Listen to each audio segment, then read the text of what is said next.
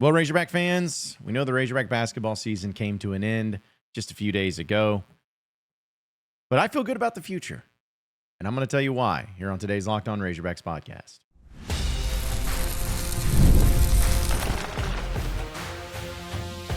You are Locked On Razorbacks, your daily podcast on the Arkansas Razorbacks, part of the Locked On Podcast Network, your team every day. And welcome into Locked On Razorbacks podcast. I am your host, John Neighbors. I am also the host of Inside Arkansas Live, which you can catch each and every weekday starting at noon on Inside Arkansas and InsideArkansas.com. Today's episode is brought to you by FanDuel. Right now, new customers can get $200 in bonus bets when your first $5 bet wins. Hope everybody had a wonderful weekend. I had finally made it home, as you can see. Got through all the traveling and all the craziness with that. I'm on West Coast time still. I don't know what time it is. I have no idea. I just know I'm tired all the time and don't really know what to make of it half the time. But hey, we're here. We're back in Fayetteville, and it's good to be back home.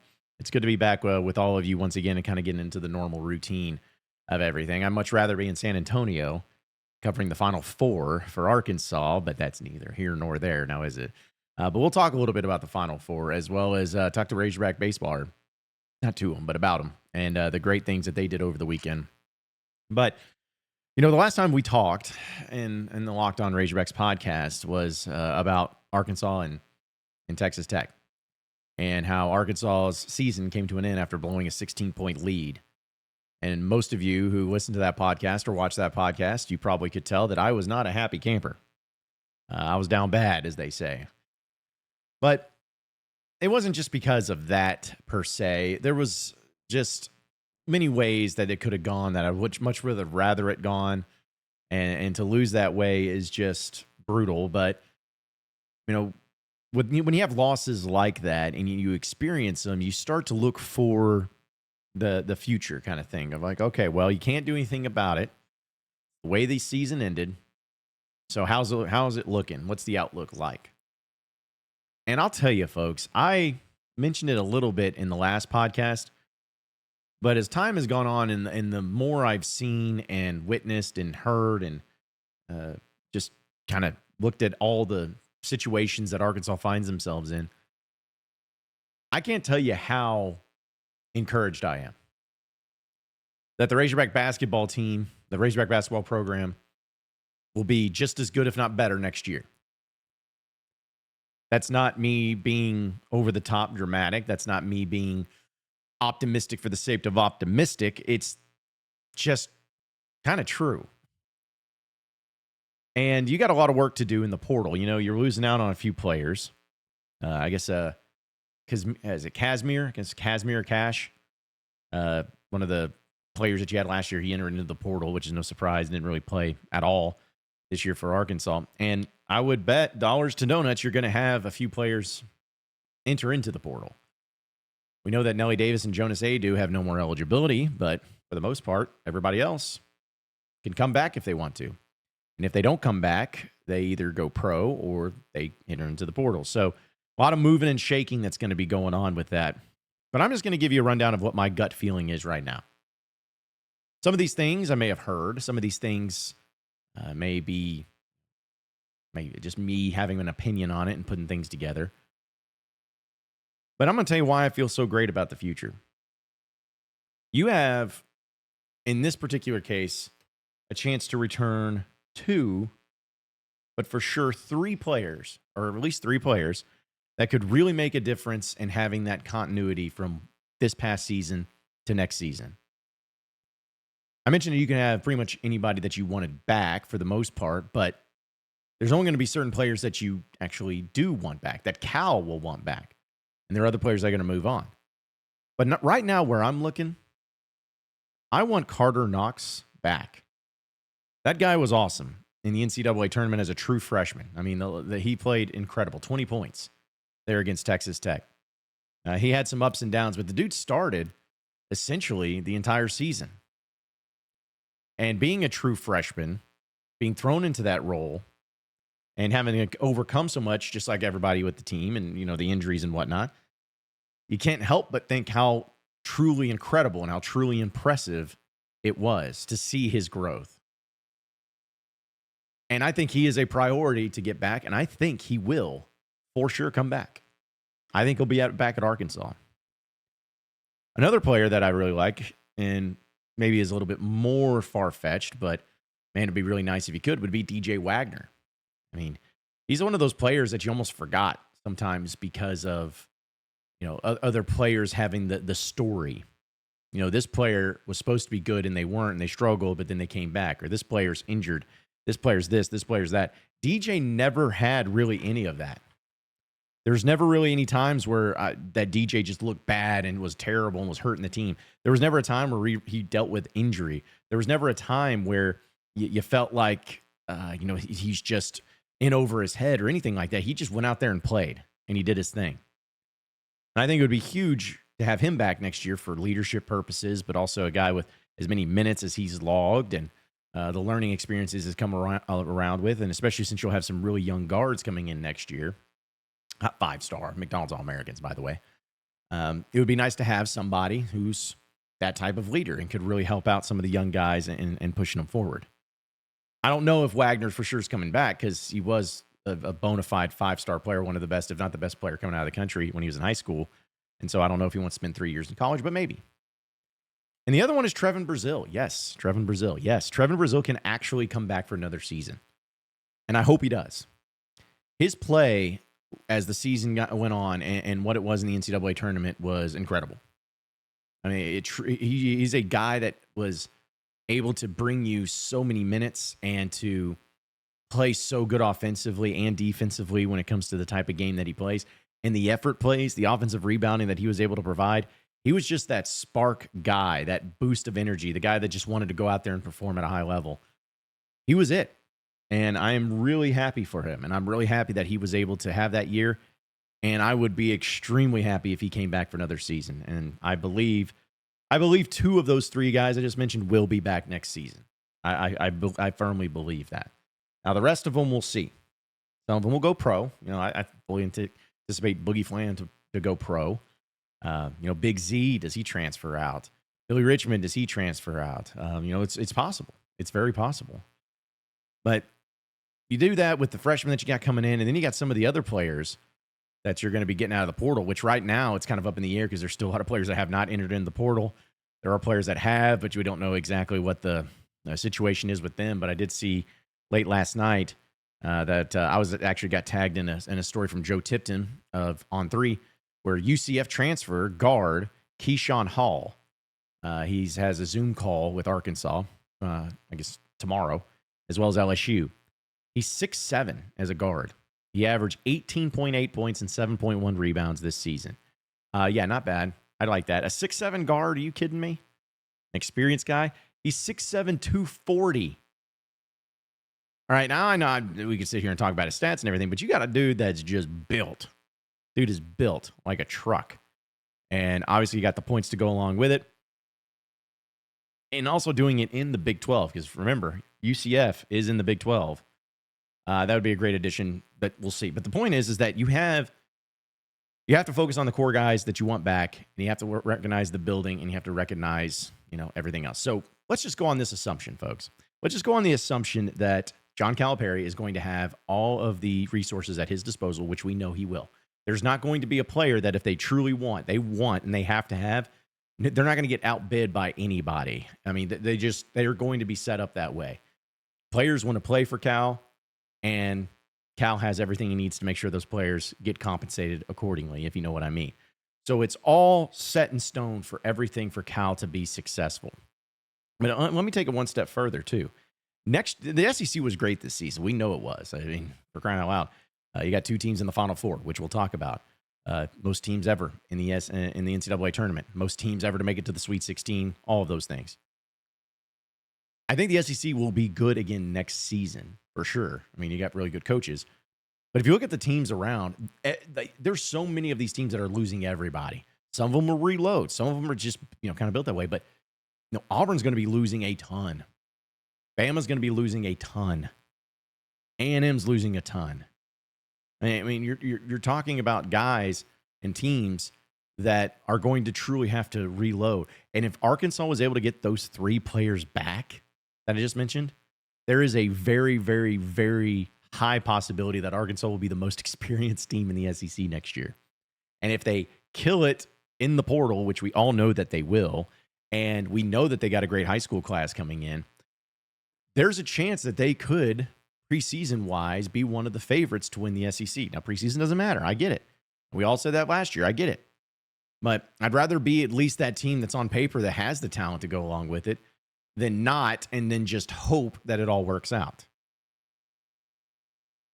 This is just the beginning, folks. Like, if anything that this season taught us with Razorback basketball, it taught us that we can be stretched thin. It taught us that you could start 0-5 and work your way back. It's taught us that you need to have depth. It's taught us that sometimes having freshmen can be a benefit, but sometimes having the veterans can be. It taught us so much. But the number one thing and the number one reason why the excitement, the encouragement, the confidence that I have in this program comes down to simply this. If there was one thing we learned this year, it's that John Calipari can still frickin' coach. And that's the most important thing. We know he can recruit. We know he can get great players. We know he can do those things. We know he can manage egos. We know all those things. But the one thing that has had people talk about him and his staff and all that is like, oh, well, he's not a great X's and O's coach. He's not a great this. He's just a guy who gets great talent but doesn't know what to do with them, blah, blah, blah. There is no one worth their salt who watches basketball, watches college basketball, knows anything about the game, that looks at what happened this season with Arkansas and does not look at it as a great coaching job by John Calipari to right the ship, get it going in the right direction, and coming out on top in a major way. There's no one that can say otherwise. If they do, they're trolling. Plain and simple. So you got the coach, you got the players, you got the NIL, you got the resources, you got the facilities, you got everything you need to win a national championship.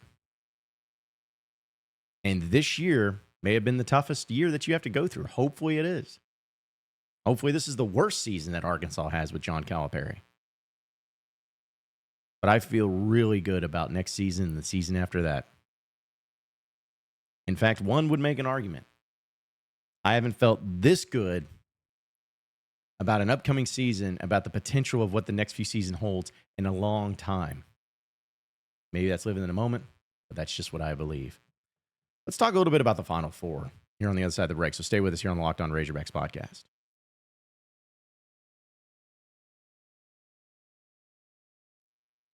All right, Razorback fans, we know March Madness is still here, and FanDuel is giving you the chance to get in on the action like never before. Right now, new customers can get $200 in bonus bets when your first $5 bet wins. That's $200 extra bucks to use on everything from buzzer beaters to Cinderella stories and even who's cutting down the nets. I can tell you, we got a few of those teams right now. Some of you may be feeling good about it, especially when it comes to the one seeds, because it's a one seed. It's chalk. So a lot of you probably picked from some of these teams, but with the tournament games happening, there's always something exciting to bet on. And the FanDuel app is simple to use, and when I win, I get paid instantly. No waiting around. So visit FanDuel.com and get in on the college hoops action all tournament long at FanDuel.com.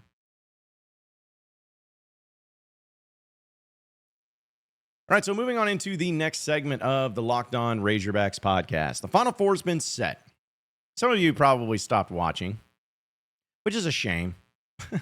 I was kind of hoping you wouldn't, because there's still some good games to be had, right? It's the Final Four, for crying out loud. I mean, who doesn't want to watch the Final Four, right? Who doesn't want to watch all that go down? Well, Saturday, it happens. I mentioned all one seeds that are there in the Final Four. You got an SEC matchup with Florida and Auburn, and then you have Houston and Duke. Are any of those teams ones that you're rooting for? Are any of those teams like, hey, let's see if this team can do it, because if they do it, they're great. I guess if I was rooting for one, to be honest, it'll be Houston. I've always liked Kelvin Sampson. Kelvin Sampson has been a guy that I know he's had controversy surrounding him and everything, but the dude can coach. He can coach. And he's been at Houston. He's been successful. He's been consistent. He's not been, an annoying guy who's been shady down there. I mean, it's one of those deals where some coaches just can coach, and he's one of them. And I would like to see him win a title. If it can't be Arkansas, Kelvin Sampson is definitely one of those that I have no problem him being in the mix. And the job he's done down there this season, too. They're 34-4 and going into the Big 12 and all of that is definitely worth a lot of praise and everything. But Duke, I never want to see Duke win. I hate Duke. I think they're the best team left right now. I know it's kind of been all over the place, but where it stands currently, Duke has definitely looked the most impressive. What they did to Alabama and beating them pretty handedly and really being in control of that game was pretty significant. But you never want to see Duke win anything, especially John Shire and Cooper Flagg and all of that. Never want to see it. But then you start thinking about these SEC teams. Florida, for instance, they've won championships pretty recently, actually.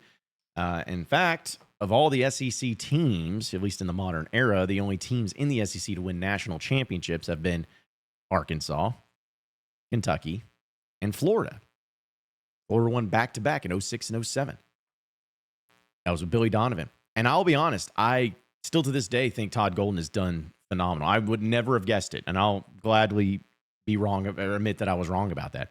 I honestly, truly thought he was going to be an average coach, decent coach, whatever. But what he has done this year, 34-4, winning the SEC tournament title, being right there in the mix for the regular season title. I guess they finished second at 14-4 behind Auburn, who was 15-3. I mean, they've done great. But then you got Auburn with Bruce Pearl, which, as much as I hate Auburn and don't want to see him win, I actually do like Bruce Pearl. He's a guy that's hard not to like. I remember when he's first at Tennessee way back in the day, I kind of thought he's a little over the top, a little bit ridiculous. But once again, kind of going with the same example of Kelvin Sampson, dude can coach. He's won everywhere he's been, and he's brought Auburn to arguably one of the worst basketball programs in the SEC when he took it over, and has made them a pretty good contender. And now they're in the Final Four once again. They were in the Final Four in 2019, and they're in the Final Four here again. So I say all that as a Razorback fan with having two SEC teams in there. Is it something that you want to see an SEC team win or no? I don't. I don't want to see an SEC team win. It's a little bit different in football. I think, I'll admit that. And it's definitely the same way in baseball, though, because I don't want to see any other SEC team win that either. But I don't want to see Auburn win it. Shout out to my guy Quinn, a good friend to Inside Arkansas, who's an Auburn fan, and he's really cool, really nice. I love my time over at Auburn when I went there. Shout out to Taylor Corn, good friend. So it's nothing to get personal against them. I just don't want to see Auburn do that. I don't want to see that program have that success in a national championship. I don't know if I can handle that. They might be the most deserving, and they've been, again, a great team. But, man, it would just really suck. And I wouldn't be the only, and you wouldn't be, us Arkansas people wouldn't be the only SEC people that would be upset by that. That would just stick in the craw of Kentucky fans and Tennessee fans and, Bama fans. It just really would drive them up a wall. So I don't want to see it. But the thing is, it doesn't do anything for Arkansas if the SEC wins. It just continues to at least show this year that the SEC was legitimate when it came to how good of a conference that they were. It wasn't just smoke and mirrors. It was actually legitimate. They are a really great conference. But, those are two teams, honestly, too, that Arkansas should have beaten in the regular season, which is wild. So, give me Houston. I want Houston to win it. No SEC. I guess between Florida and Auburn, give me Florida. I want Florida to win. I think they're favored by 2.5. But I don't know if anyone's beaten Duke, though. That's the whole thing. I don't know if anybody's going to beat them to go on to the Final Four. So Arkansas will be there, though. I'm calling it. Arkansas is going to be there. Under John Calipari, at some point, they will be in the Final Four. So you can at least look forward to that. Talk a little Razorback baseball. Nice little successful weekend, and dare I say, a really successful season so far. We'll get to that and more. So stay with us here on Locked On Razorbacks podcast. The NCAA tournament is here, and so is the bracket breakdown. Locked On Podcast Network and Amazon Fire TV channels are teaming up to deliver NCAA tournament coverage like never before. Watch studio shows featuring former players and Locked On's local experts as they guide you through every upset, buzzer beater, and bracket matchup. Stream it all for free on Amazon Fire TV channel. Search Bracket Breakdown to see it all for free. It's your team every day.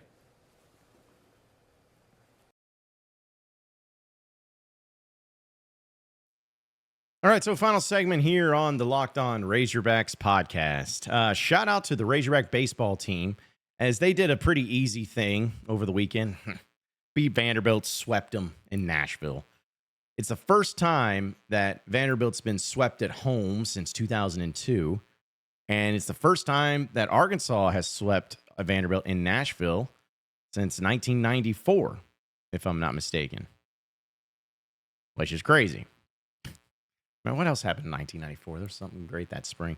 I don't know. But either way, great job. They win 9-0 in the first game. Just domination. And I know that there's games that it's going to be high scoring and games you're going to win and all that. But if you go into a Friday game on the road against a really good team like Vanderbilt, who's really well coached, and you beat them 9-0, that's when they're supposed to have their ace. It's when they're supposed to have their crowd, their A game and everything. And you just beat the brakes off of them like that. You set the tone.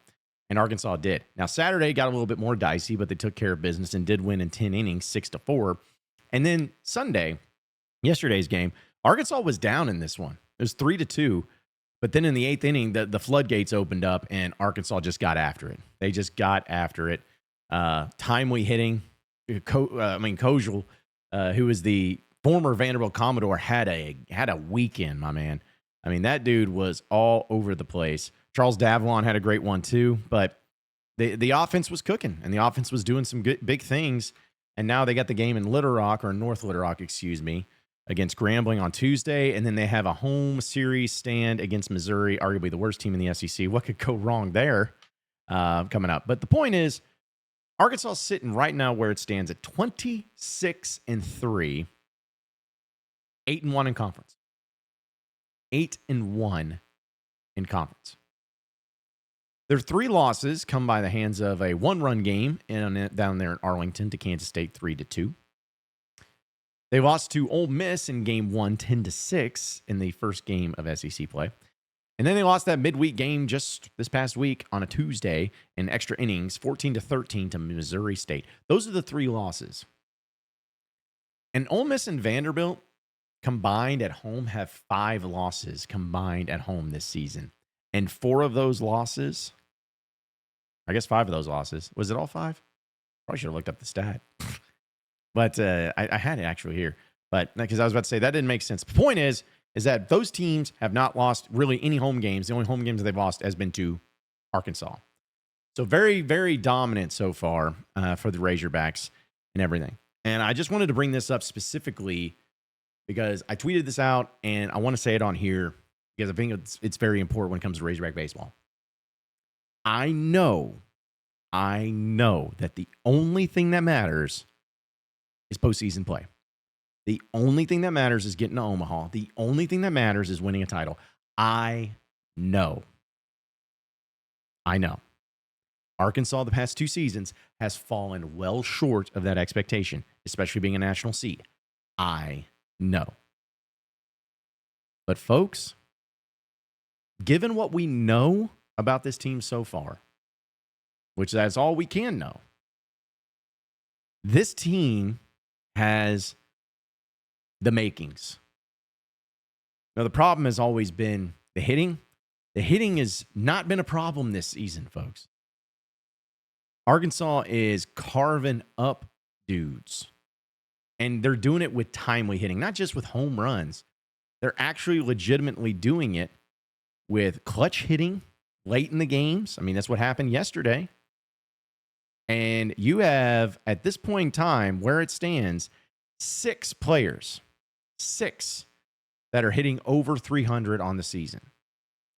Charles Davalon hitting over 400 on the year. Dude's killing it. Cam Kojal's 378. Logan Maxwell, 373. Kuhio Aloy, 373. Brent Iredale, 353. And Bahiva Aloy, 352. Okay? Those are your guys that are hitting over 300. And then even the guys that are down there on the list, you still got Justin Thomas Jr., who's hitting 284. Ryder Helfrich, who's hitting 250. And Souza, who started off horrible, who's starting to come along a little bit more, hitting 220. I mean, the offense is there. The offense is getting after it. The offense is doing their thing, man. And then you throw in that they're starting to figure out the pitching a little bit more. It was good to see Gabe Gackle be better there on Saturday. Zach Root is just throwing gas. Dude's incredible. Shees has his moments, but your bullpen is strong. I mean, you didn't even use Will McIntyre over the weekend. Like, you have all the makings. You have all the makings to do something great and to be great. I know it's going to take a bit, and you could sit here till you're blue in the face. You're like, we don't care, though. What does it matter? I agree. But we only know what we know, and we can't just fast forward time.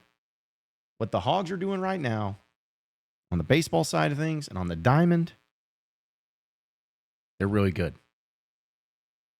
They could be one of the best. Could.